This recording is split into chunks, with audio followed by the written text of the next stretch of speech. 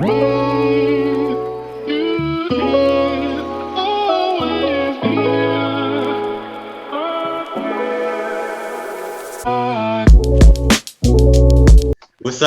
up, people? Welcome to another exciting edition of the Black and Gold Hour podcast. It's your host, Merv, and I hope everyone is doing well. It's a lot going on in Who Dat Nation. I mean, the mandatory training camp, OTAs have started. It's a lot going on. It's a lot to talk about. And honestly, over the past few weeks, I've had the honor of working with amazing, hardworking individuals at the Saints News Network. So today I'm gonna just keep the train rolling, and I got contributing writer and co-host of the Bayou Blitz, Bob Rose, here with me today. How are you today, Bob? Murph, I'm real good. Thank you so much for having me on, and good morning, Who Dat Nation. Just as Murph said, football is in the air. You can almost smell it. Exactly. It's so close. It's so here. I mean, we're all probably watching the NBA playoffs, but football does something different for me. I don't know about you all, but I'm excited. The season is coming on, and it's a new era. So I'm really excited to see what the Saints do as we get into a new era in the Sean Payton, time here with New Orleans. So I'm excited to see it. But let's kind of get started. And how I like to get started is I always like to ask my guests, how did they get into being a writer? And specifically, how did they get into being a writer and a media creator for the New Orleans Saints? At least with me, the background, I think, is a really interesting story. When I first got involved and more heavily involved with Facebook a couple of years ago, I grew up as a New Orleans Saints fan. So I spent some time searching around for different Facebook groups that involve New Orleans Saints or their fans. And I've always had a good football mind, at least I think. If you read my pieces, you might you might disagree, but that's a matter of opinion. And I struck up a friendship with a man named Barry Hursis. God rest his soul. He passed away this past Christmas.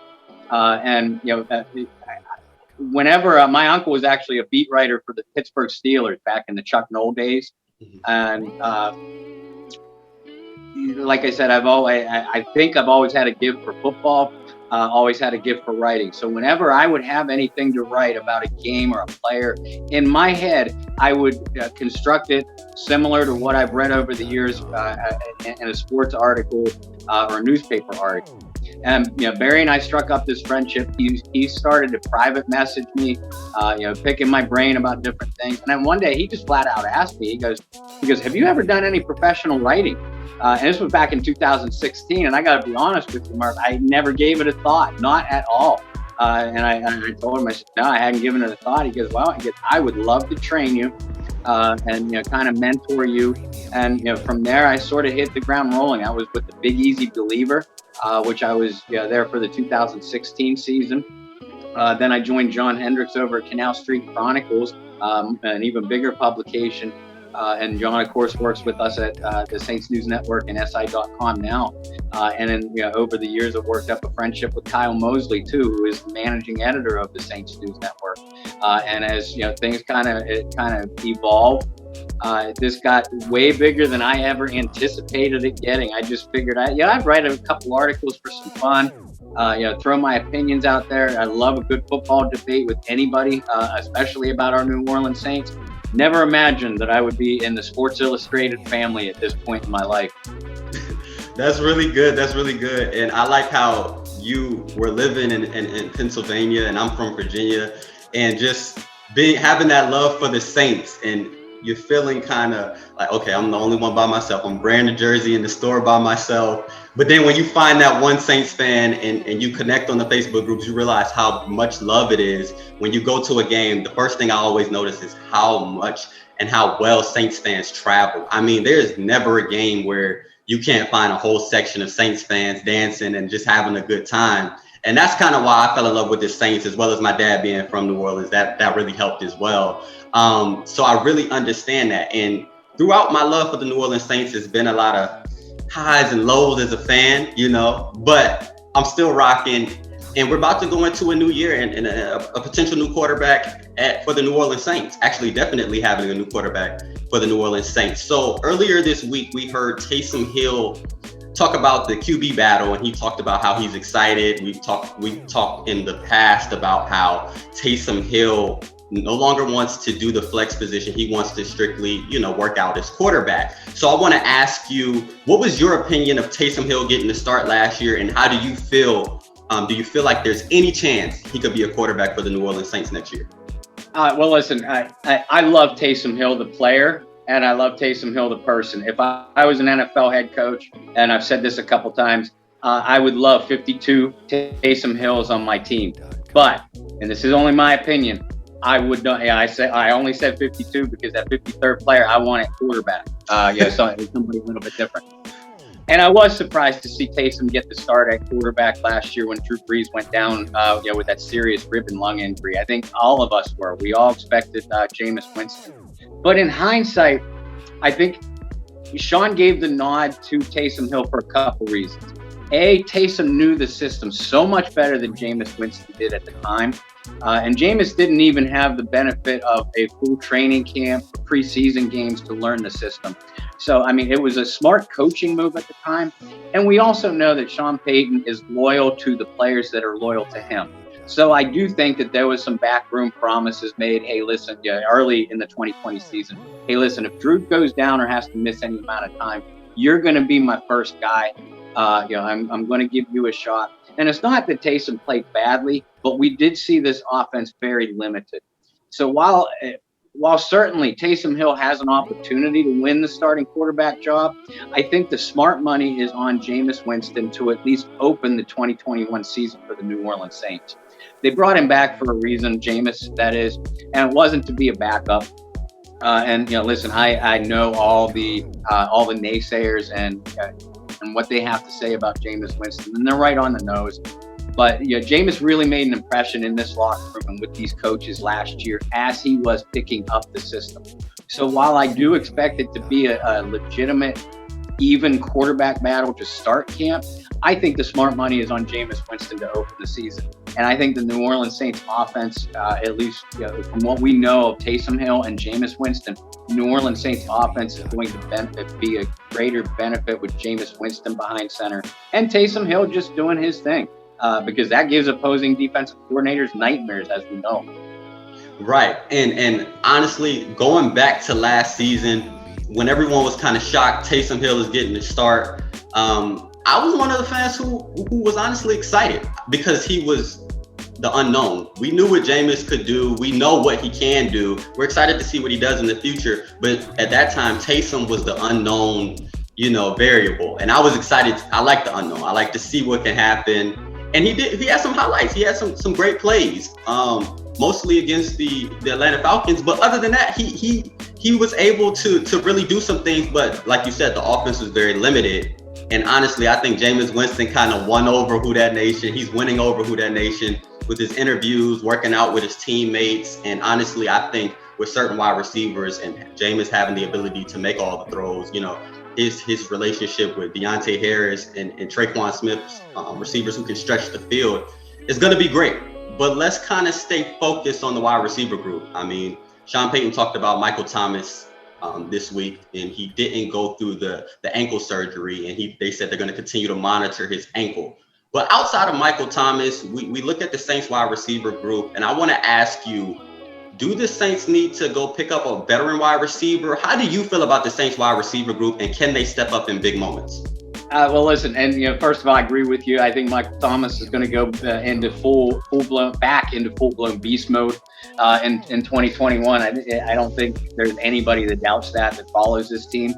But I actually like this receiving corps. I think Deonte Harris is going to be in for a big season. I think he was on his way to that last year when he got that neck injury. We were seeing him a lot more involved in the offense. And Sean Payton and Pete Carmichael are going to devise different ways to get him into open space, similar to the way the Kansas City Chiefs use a Tyreek Hill or the San Francisco 49ers use a Deebo Samuel. Those are smaller guys. Now they're more physically built than Deonte, but listen, you cannot overlook that man's open field abilities. He is downright frightening for opponents in the open field. And I agree with what you said. I think a big arm quarterback like Jameis Winston is going to bring the best out in Traquan Smith. the way this offense was constructed with Drew Brees was, as you know, a lot of intermediate timing-based things. That's never been Traquan Smith's strength, even going all the way back to college. He's a deep guy. He needs scheme to get open, underneath it through the intermediate zone. But he could take the top off any defense. And I think Marquez Callaway is in for a big year too. I think he was a deep receiver at Tennessee, which a lot of us felt, where is his fit going to be in the Drew Brees offense last year? And he impressed a lot of us with his ability to run precise routes and be a physical guy underneath. Now we're going to see that great leaping ability that he showcased at Tennessee, and that deep ball skill. As you said, Juwan Johnson, undrafted free agent last year, has been working a lot with Jameis Winston this offseason. He's another physical guy, great blocker, but I think his hands and his physical route running skills were underrated, and we're going to see more of that showcase this year.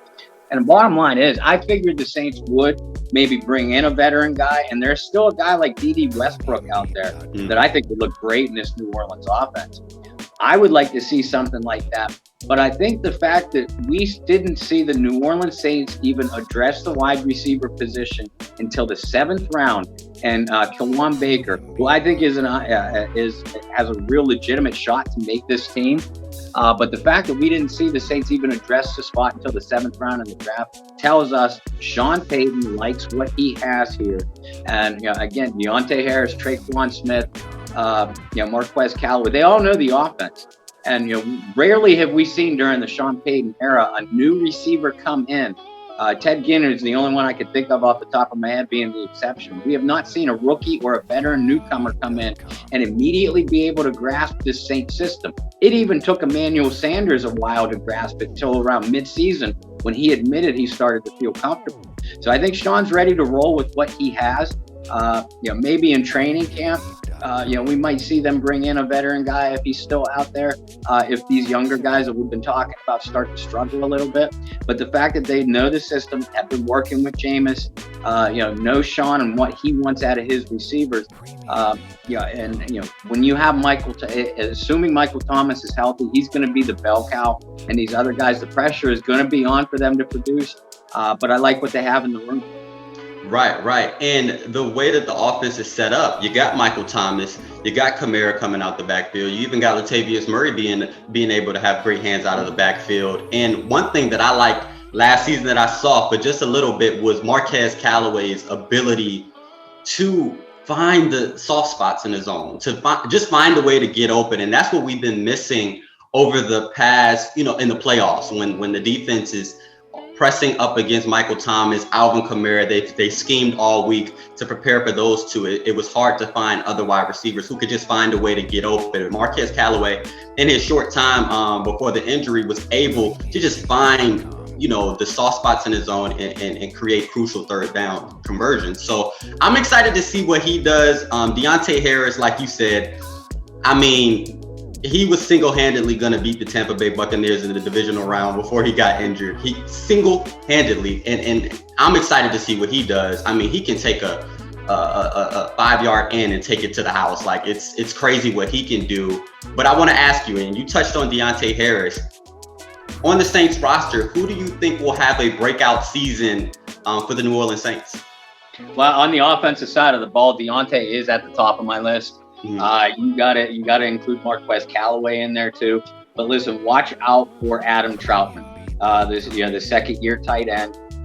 They moved on. The Saints moved on from Jared Cook, which none of us were surprised, and they moved on from Josh Hill too. Now, Josh Hill wasn't a big receiving threat, but he had the trust of his quarterback and offensive coaches. The Saints gave up 4 draft choices last year to move back into the 3rd round to grab Adam Troutman. So we know that they think highly of him. Coming out of Dayton, Troutman didn't face the top level NCAA competition, obviously, but he has underrated athleticism and route running skills. He can and will beat a defense down the seam, and he can provide a real threat for them as a receiver.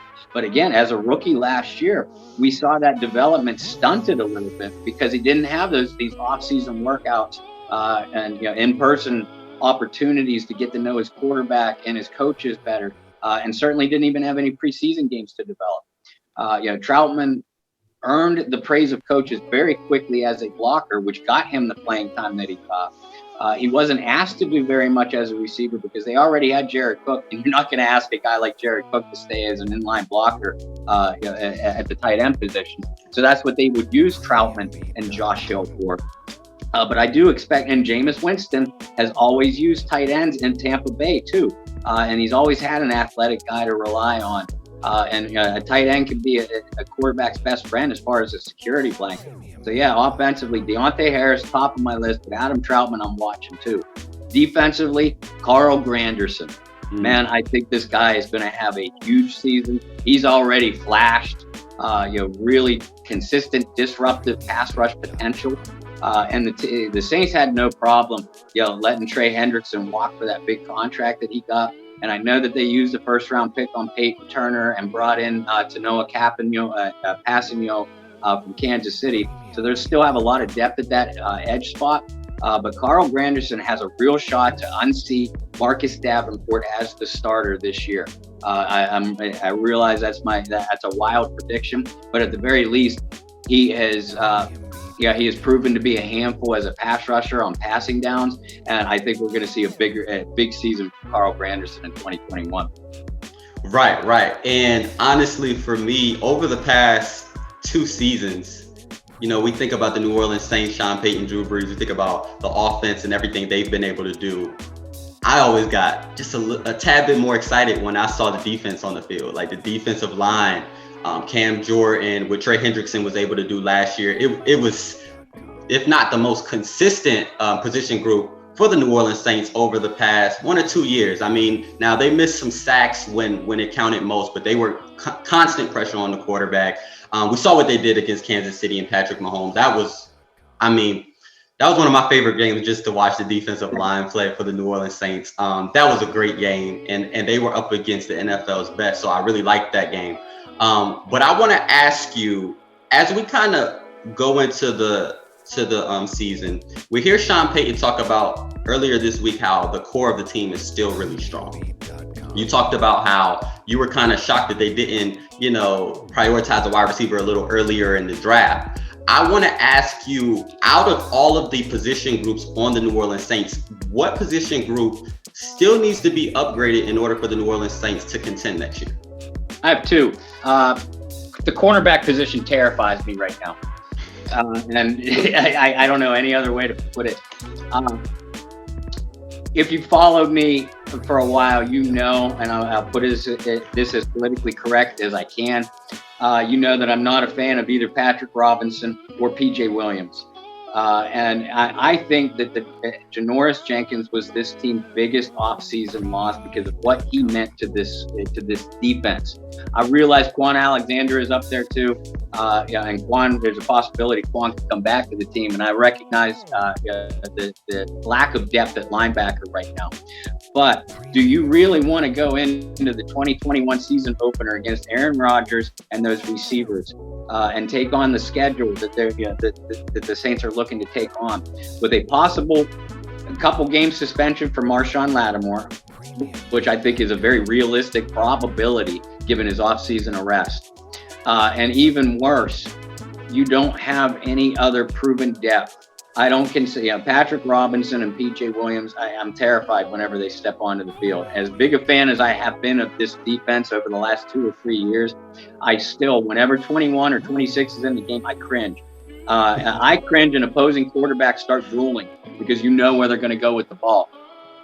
I love that they spent that they got Paulson Adebo, the cornerback from Stanford, with a 3rd-round pick. And I think Adebo is going to be counted on for big things this year. But again, you don't see a lot of times you don't see a rookie cornerback make an immediate positive impact for your team because he's going to be picked on. There's a lot of nuances of the NFL game and of NFL receiving corps that a rookie cornerback has to pick up. So while I think Adebo has a bright future and I love his game, I'm still terrified at the position right now. And there are a handful of solid veteran cornerbacks, starting caliber cornerbacks still available on the free agent market. They brought Dre Kirkpatrick in, I believe it was on Thursday, for a visit. And no signing yet, but we're hearing that he's down to two teams, Saints or Patriots. So that's definitely a situation to keep your eye on. But yeah, I love this defense still, and I love the core of this team. Linebacker, I'm a little bit nervous about, but I think Pete Werner, Zach Bond are going to be okay, especially with the possibility of Quan returning. But they have to make a move at cornerback, Murph. I don't feel confident in that position group at all. So let's just stay on the secondary then. So you look at the cornerback group. You got Marshawn, Patrick Robinson, PJ Williams. And it's like, what else do we do after that? And Paulson Adebo. So I want to ask you, let's say this position group stays the same. No, we don't sign Dre Kirkpatrick. We don't sign a veteran. Do they hurt the team's chances of making the playoffs? Is it that big of a move? We've seen the Saints kind of overcompensate for lack of linebacker depth in the 2017 season, I want to say. So I want to ask you, is there anything we can do to still be a playoff contender with the current secondary group? Yeah, I think if you look at this team as a whole and include the team's weaknesses, linebacker depth, defensive tackle depth, and cornerback talent in general after Marshawn, I still believe that this is a playoff team. But if you want to be a Super Bowl contending team, we've already seen this team stumble 4 times the last 4 years in the playoffs, for a couple different reasons. I don't think that the cornerback group is championship caliber whatsoever. Marshawn Lattimore is as good as they come. He's top 3 cornerback in the NFL, and he ain't number 3. And I do think if they go into the season with the current roster the way it is at cornerback and everywhere else, we are going to see Chauncey Gardner-Johnson take on much more of a coverage role than we've seen in the past. We already know how skilled he is out of the slot. But remember, at Florida, Chauncey Gardner-Johnson was moved around a lot. He played a boundary corner, slot corner, in the box safety, deep safety. So we know what he can do. I just think that if you ask Gardner-Johnson to lock him into more of a consistent down-to-down coverage role, that takes away from what he does best. And he gives offenses nightmares when they move him around the formation. You know that he's capable of playing a lockdown man role, but when you have him solely focused on that, as you may have to do with this position group as it stands, then you miss your rover, your guy that can create havoc from anywhere along the defensive formation. So I do think that the Saints can be and are definitely a playoff caliber team, even with the cornerbacks the way they stand now. But I can't see a run for the Super Bowl, not with that talent in place. Exactly, and we can even stay in the division. NFC South. I mean, hey, Julio Jones just went to Tennessee. That's great. But there's still a lot of wide receiver talent in the NFC South, and I mean, Mike Evans, you got Calvin Ridley, you have Antonio Brown, it's so many, Chris Godwin. There's so many different pieces that are in the NFC South at the wide receiver position. We're gonna have to do something. I'm hoping the New Orleans Saints can get Dre Kirkpatrick or just some veteran depth, just something to ease our nerves. We know what the defensive line can do, and we know with Demario Davis how he can elevate a linebacker group, but this is, like you said, the position group that we're worried about the most. But let's switch back to the offense. And I want to ask you something that's honestly just a personal opinion question. So Jameis Winston, we know what he can do. He can make all the downfield throws. He can do all of the above. But the Saints do have Alvin Kamara, Latavius Murray, and a great offensive line. So I want to ask you, do you think the Saints would benefit from becoming more of a run-dominated offense? Or should they go back to 2006 to maybe 2015, the high-flying downfield offense now that they have Jameis at quarterback? The best Sean Payton offenses have always attacked defenses with elite balance. And you look, you're right. The Saints have had a high-flying passing attack every single year with Drew Brees up until we started to see him drop off a little bit around 2018. Mm-hmm. And when you have an Alvin Kamara, you have to utilize that skill set in space. but they've always been successful with a more traditional between the tackles back too. A Latavius Murray now, Mark Ingram before, players like that. So while you're not going to see this team turn into the 70s Steelers or Dolphins, 3 yards in a cloud of dust, you'll never see that. A, it doesn't fit in today's NFL, and B, Sean Payton can't help himself. He likes to throw the football, and he believes that that's the way that he's going to most consistently beat defenses, and he hasn't been wrong. But Jameis Winston needs a running game. The more pressure you put on Jameis Winston, the more likely he is to turn the ball over. With Drew, Drew was a guy that could throw the ball 50 times a game. You still see mistakes. I mean, the man was as close to perfect as has ever played, but not perfect. With Jameis, one of the issues with Jameis is that he never had a running game to support the passing attack in Tampa Bay, and that made the Buccaneers one-dimensional. It allowed opposing defenses to turn those pass rushers loose on Winston, who had an offensive line in front of him that couldn't protect him in Tampa Bay, by the way. And he has a more physical offensive line in New Orleans. And that offensive line has been able to dictate the pace of what the Saints want to do to defenses over the last 3 or 4 years. And we've rarely seen the Saints have to win football games by throwing the ball 40, 45 times because of that. So while I still expect the run-pass balance to be more heavily tilted to the passing game, even with Jameis Winston especially with Jameis Winston behind center, we're going to see Alvin Kamara more utilized as a running back this year, his running ability. You're going to see Latavius Murray utilized more often because Jameis Winston needs that running game to support him. And that opens up play action opportunities for deep players like Deonte, Traquan, Marquez down the field.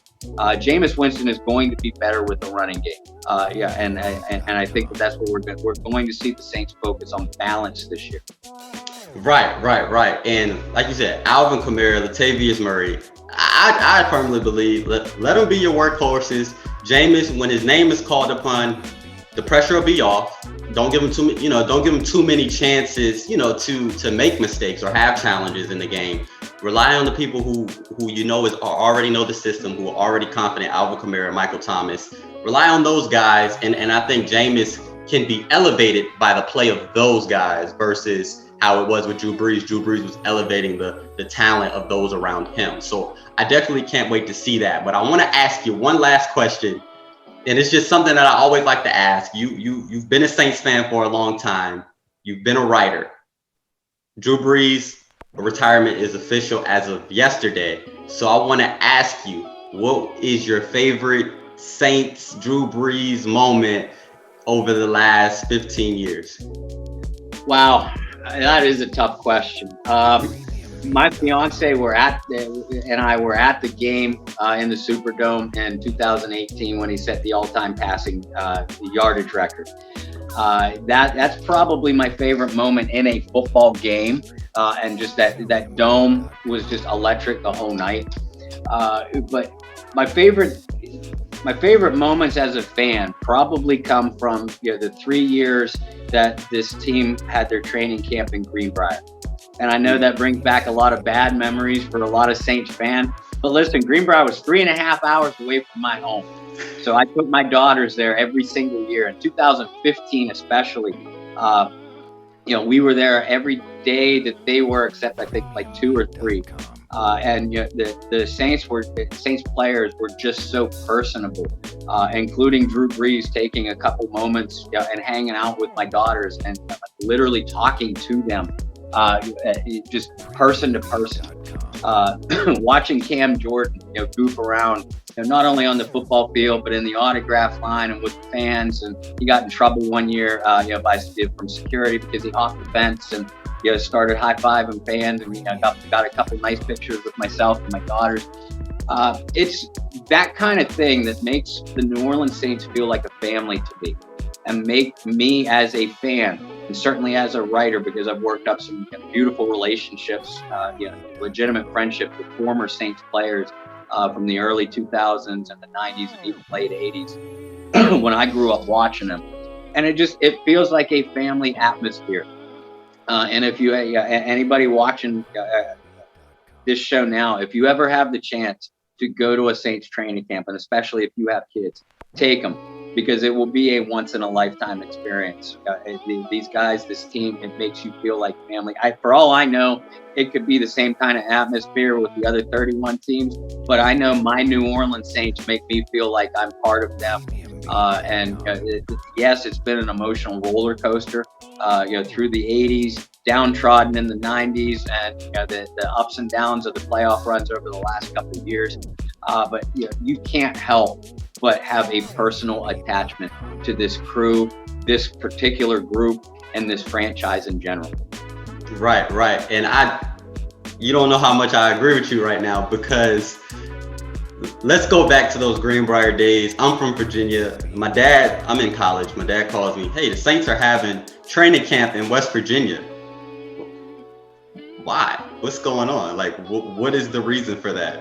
So we go to West Virginia. We go all 3 years. And I just remember, I think it was the players' picnic.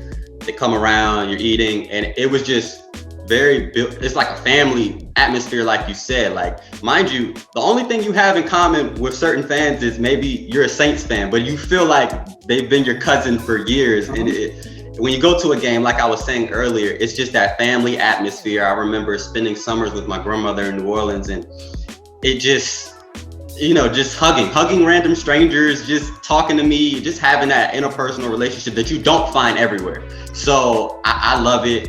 There are so many memories for me. I think some of my favorite memories of Drew Brees, honestly, have been in losses, honestly. Like, if the Saints would have, if the Minnesota Miracle would have never happened, Drew Brees' second half performance against the Vikings was one of my favorite performances for him. Obviously, the divisional loss to the 49ers, that was one of my favorite performances by Drew Brees.